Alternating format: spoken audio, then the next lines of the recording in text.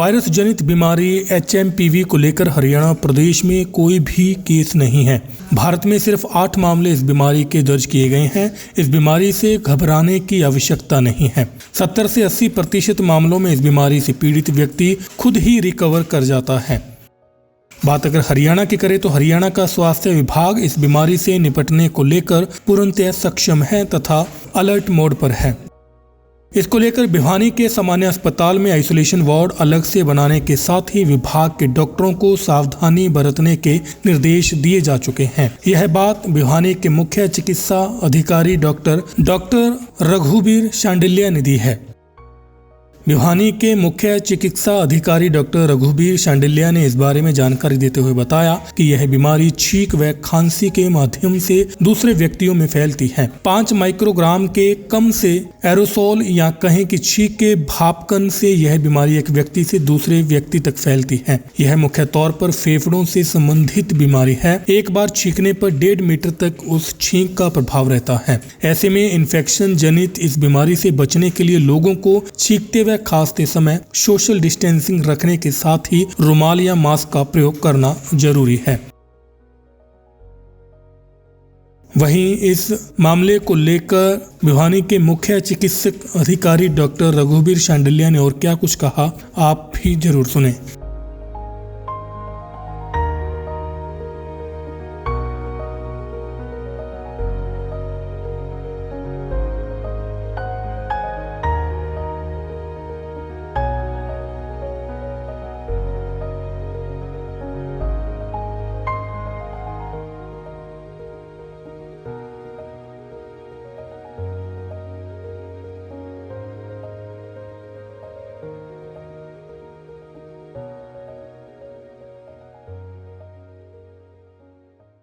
HMP virus है ये, human multi Numa virus.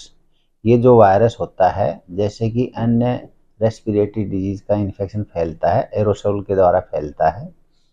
जैसे कि छींक के द्वारा, खांसी के द्वारा हमारे जो पार्टिकल वायरस है लेस देन 5 माइक्रोग्राम होते हैं और एयर में घूमते रहते हैं, उसको एरोसोल कहते हैं।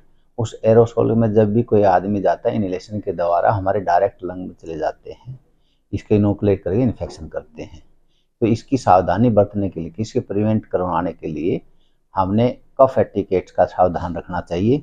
कफ एटिकेट्स ये होते हैं छींकते टाइम में और खांसते टाइम में हमने कपड़ा लगाना चाहिए, मास्क पहनना चाहिए, सोशल डिस्टेंस रखनी चाहिए।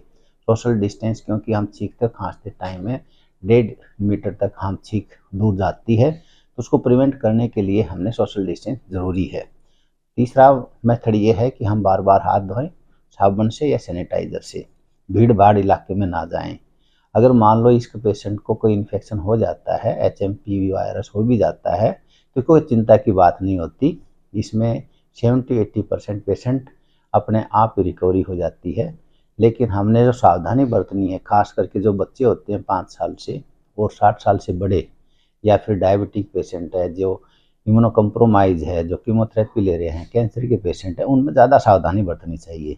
उसमें हमने लोगों को सलाह देते हैं कि क्वालिफाइड डॉक्टर से ही सलाह लें, अन्यथा इसमें गंभीर होने की संभावना भी हो सकती है। लेकिन इसमें अभी तक कोई चिंता की बात नहीं है क्योंकि हमारे हरियाणा में कोई केस नहीं है, ना भिवानी में केस है।